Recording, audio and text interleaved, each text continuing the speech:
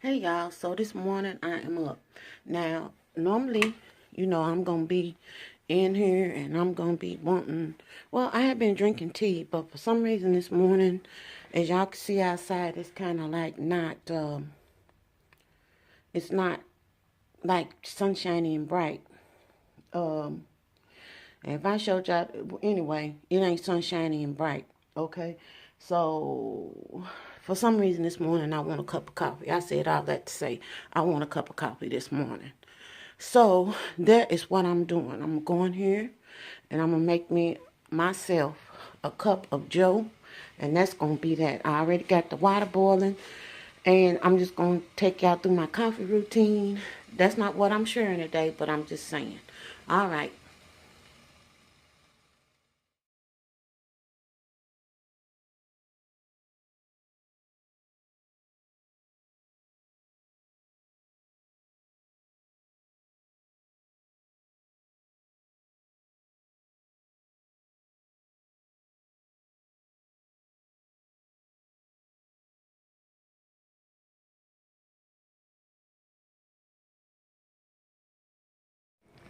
Okay, y'all. So it is the tail end of the day, and I really just want to come in and talk about the importance of finding out information for yourself, like going beyond the surface of stuff. And I think y'all have heard me say before that one of the things that we were taught to do, and I've said this, I've shared this before, is whenever we would ask our parents, especially our mother, uh, about something, she wouldn't readily give us the answer. She would make us go and look stuff up. And I had this artist which I showcased like I'm doing an art exhibition. But I think at the beginning of this it should be a picture of his work. And this gentleman's name is William H. Johnson. And initially I remember reading they had a little write up on him in the paper, probably maybe about 5 or 6 years ago. And what made me know who it was I had the artwork um by him, the one that I showed y'all. And just so you know that I'm not kidding, see right up there. Let's see, where am I? Right up here. That's two, and then this is the one right here that should have been featured at the beginning of this video. And I just remember when they did the write up, there was an art exhibition in town, and it probably was in the month of February because I think that they were like kind of like showcasing African American artists. And this man's name is William H. Johnson. And I just remember it sticking out to me because he I had this one particular picture, and that was one of the pictures that they actually put in the newspaper. But the way that they did the write up on him, made it look like he was, just like was a person that had mental illness, and that he was able to, um, continue with his artwork through just like persevere through the mental illness. And you really have to do your homework, because really what happened in this instance, I actually really do enjoy this man's artwork just on a base level for what it is and the way that it is. It's rustic, but it's just something about the eyes that he uses on these particular pieces that I have. Um, it's just like, I don't know what it is. It's like a sad there, but then it's just different. And then some of the stuff, it's different, and that might be what draws me to it. I don't know, but every time I look at his artwork, I get captivated by the eyes.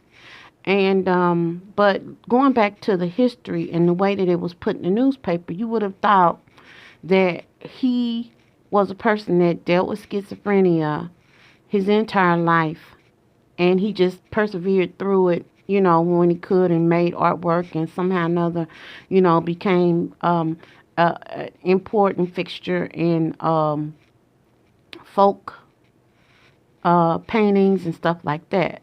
The truth of the matter is, this man was well traveled.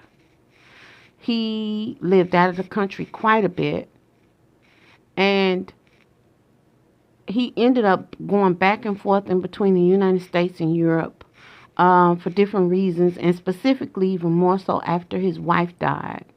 And he had a couple of personal tragedies as well, but I think the wife dying was the thing that really just kind of made him kind of leave the country, and then he came back. He is originally, if I want to remember correctly, from South Carolina. And the schizophrenia was secondary to a diagnosis of syphilis. And so, not to take away from his work at all, but just proof positive that just because things present themselves in a publication, on television, and stuff like that, we owe it to ourselves to do additional research so that we can finally be able to, number one, make an informed decision in some instances, or just really know the subject that you're talking about, And the reason why I'm bringing this up in context of what I'm normally talking about, which is, getting this weight off and fat, or however you want to put it, is because there is, again, and I alluded to this the other day, so much information out here. And everything isn't for everybody. And even though one person might, oh yeah, I tried this and it did such and such, and it's just da da da da da, you might not have that same experience. Or it might be some information that person just touched upon that might honestly be true, but then there's some other additional information that might be available that might make a difference between the decision that you make regarding it. And I have experienced this over and over again with diets, reading up, hearing one thing, and then digging a little deeper and seeing, I probably don't need to do that. Or particular foodstuffs and stuff. It's kind of like, bulletproof coffee, like what I was talking about this morning, the word I couldn't get out. It was bulletproof coffee. I don't drink bulletproof coffee every day. And I normally don't use bulletproof coffee. The times when I do use it, I usually I have a bottle of MCT oil that is up in my cabinet. I don't usually use coconut oil and ghee. I have used it, you're looking for the medium chain triglycerides anyway, and that's what you're getting when you use coconut oil. But there's a whole lot more science behind that. And other people, you have to look at stuff. And so I use it, but I don't do that every day as a practice. It's not something I do. Actually, y'all, contrary to popular belief, I don't even drink coffee every day.